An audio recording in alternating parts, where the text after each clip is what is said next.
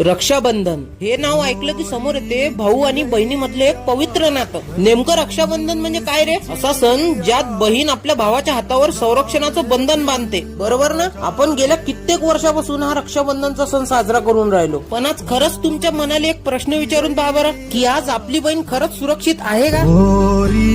चिड़ैया नन्ही सी चिड़िया अंगना में फिर आजा रे.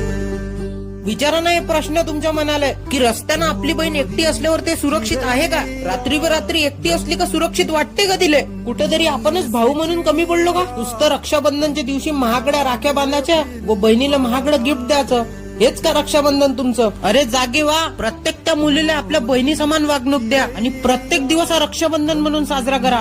कारण आपल्या बहिणीची सुरक्षा आपल्या हातात आहे. आणि जर हे तुमच्याकडून होत नसेल ना, तर राहू द्या, नका करू रक्षाबंधन.